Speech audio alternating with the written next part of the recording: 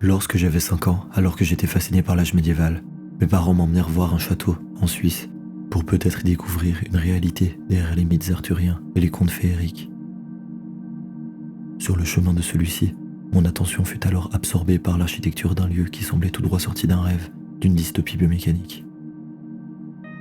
C'était ma première rencontre avec l'art unique de Hans Rudi Giger, et alors que le moi enfant cherchait à entrer dans cette obscure ouverture, on m'en interdit l'entrée, pensant que ces visions ne conviendraient pas à ma jeune curiosité.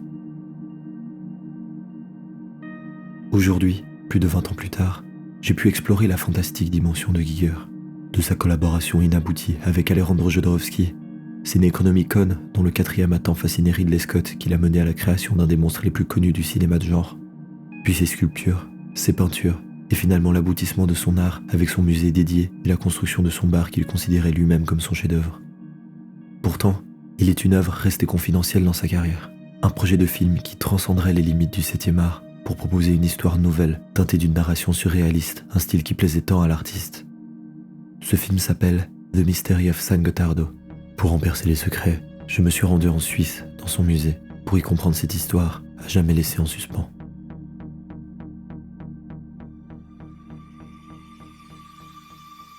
Tout commence par une lettre, ou plutôt une proposition d'avenir, écrite par l'artiste en 1993 au président suisse de l'époque, Adolphe Guy. Monsieur le président de la Confédération, vous avez dû attendre cette lettre en connaissance de cause. Elle vous apporte quelques propositions pour résoudre les problèmes de la Suisse dans le futur. Ces idées proviennent d'un artiste qui, dans la presse de boulevard, est généralement qualifié d'artiste de l'horreur, ce qui le place au niveau d'une bête de foire. La mauvaise conscience de ne pas avoir participé au vote et mon souci de savoir comment faire entrer notre beau pays dans le 3e millénaire m'ont donné l'idée de construire un tunnel sous la Suisse. Celui-ci prend la forme d'un pentagramme. Parallèlement, j'ai prévu des pyramides robustes pour résoudre, en douceur, le douloureux problème environnemental de l'élimination des déchets et du stockage définitif pour le pays et les pays limitrophes. Afin de contribuer à résoudre le problème de l'immigration croissante, j'ai également prévu de rendre les pyramides habitables et d'offrir ainsi un nouveau foyer aux demandeurs d'asile. Pour savoir comment cela fonctionne, veuillez consulter les feuilles ci-jointes. Je vous souhaite beaucoup de plaisir à la lecture. Peut-être pourrez-vous y puiser quelques idées. Avec mes meilleures salutations, H.R. Giger.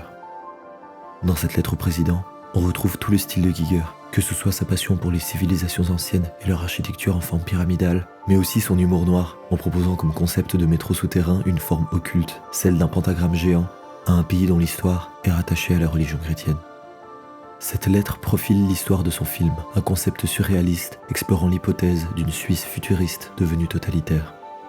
C'est donc avec ces prémices que nous ouvrons le livre The Mystery of San Gottardo, seule source disponible sur le concept du film, mais recueillant aussi de nombreux autres projets uniques de l'artiste. L'idée de réaliser un film surréaliste lui vint d'une frustration, l'envie de pouvoir créer sans aucune limitation imposée par des studios ou des producteurs. Car après la création de son xénomorphe, lui ayant fait gagner un Oscar pour Alien, Giger travailla sur des concepts de redesign de ces monstres pour Alien 3 dans les années 90. Pourtant, les studios non seulement ne s'intéressent pas au concept de Hans Rudi pour faire renaître ces créatures, mais surtout semblent avoir utilisé ce contrat d'1 mois simplement pour reprendre les droits du xénomorphe à l'artiste suisse sans risquer de poursuite, ce qui énerva Giger au point d'en détester sa propre création. The Mystery of San Gottardo découle alors d'une pulsion créatrice mêlée à une envie de déconstruire les codes de narration classiques. Malgré ses croquis toujours précis et détaillés, on peine parfois à entrevoir une trame cohérente.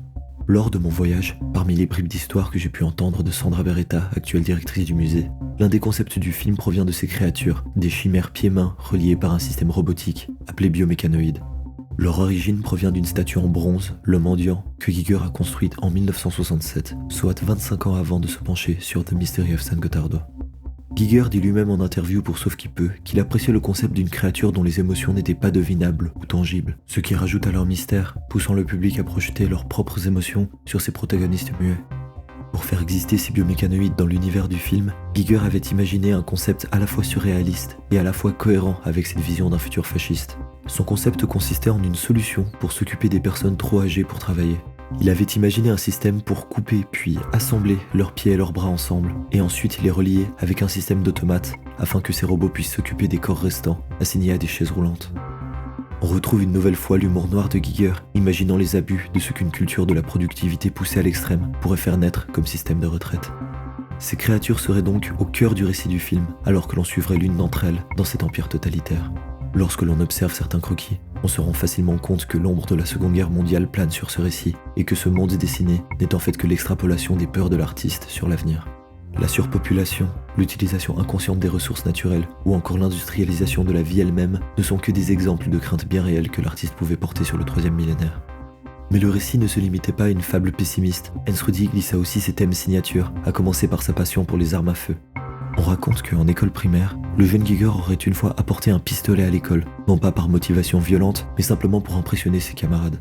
Dans ses œuvres, ses engins de destruction sont magnifiés, et j'ai même entendu dire que lui-même en avait une collection personnelle. Dans The Mystery of San Gottardo, des mains pointent une multitude de pistolets. Je ne peux vous dire s'il s'agissait d'une scène de révolte ou au contraire une scène de démonstration du pouvoir obscur de cet empire totalitaire. Un autre thème cher à l'artiste est l'érotisme de ces créatures, cachées ou non dans ses œuvres. L'alien peut être considéré comme une simple métaphore, là où d'autres de ses œuvres embrassent pleinement ce motif. Dans le film secret de l'artiste, les biomécanoïdes semblaient entretenir des relations avec leurs anciens hôtes, une vision cauchemardesque, mais reflétant le malaise si particulier que les œuvres du maître suisse peuvent parfois faire ressentir. Finalement, ces biomécanoïdes semblaient avoir un rang de divinité dans cet univers. Là aussi, la religion n'est pas un thème inconnu pour les amateurs de Ensrudi. Enfant, il aurait été mis face à la peinture d'un Christ ensanglanté, et ce souvenir semble avoir guidé nombreuses de ses toiles. Proche de la communauté métal, il fit des couvertures d'albums mais aussi des toiles entières, comme son fameux The Spell, avec un regard à contre-pied de la religion chrétienne, sans même rappeler le pentagramme mentionné en introduction.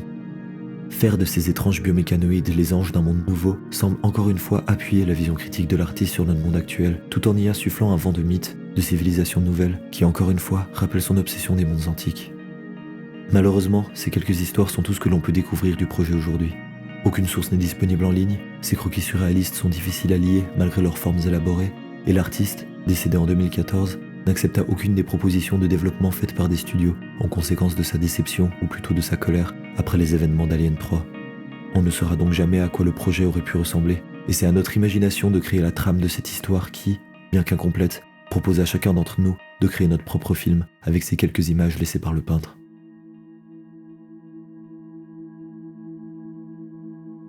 Aujourd'hui, c'est avec un sentiment de mélancolie que j'ai visité ce lieu qui m'était interdit autrefois. Alors qu'à 5 ans je ne pouvais qu'imaginer ce qui se cachait derrière l'obscurité de ce musée, ce projet m'a permis de moi-même lever le voile sur une œuvre méconnue de l'artiste, explorant finalement son monde biomécanique. Afin de conclure ce voyage, je vous propose de lire ensemble la lettre que le président suisse Adolf Foggy a adressée en réponse au projet surréaliste de train souterrain de Ensrudi. Cher monsieur Giger, la chose la plus étrange à propos de l'avenir est sans doute l'idée que l'on appellera plus tard notre monde le bon vieux temps. C'est par cette citation de John Steinbeck que je voudrais, cher monsieur Giger, vous remercier très chaleureusement pour votre esquisse d'idée du 16 mars 1993 contenant des propositions pour la solution future des problèmes de la Suisse. J'ai étudié votre cahier avec intérêt. Je n'ai pas ressenti vos propositions comme de l'art de l'horreur, plutôt comme un miroir critique avec lequel vous voulez nous mettre en garde, nous, les politiques, contre le fait de qualifier automatiquement de bonnes des solutions parce qu'elles sont réalisables avec le moins de résistance possible. Votre vision n'est pas du tout utopique. L'écart entre les exigences croissantes et la réticence à en assumer les conséquences est l'un des problèmes les plus difficiles que la politique doit résoudre aujourd'hui et à l'avenir. Il est illusoire de croire que l'on peut remonter le cours de l'histoire. C'est pourquoi nous cherchons de nouvelles solutions, mais elles doivent rester dignes et adaptées à l'homme. Permettez, cher monsieur Giger, au président de la Confédération de croire avec optimisme à la construction de l'avenir de notre pays. Les capacités créatives de nos intellectuels et de nos artistes sont particulièrement sollicitées à cet égard.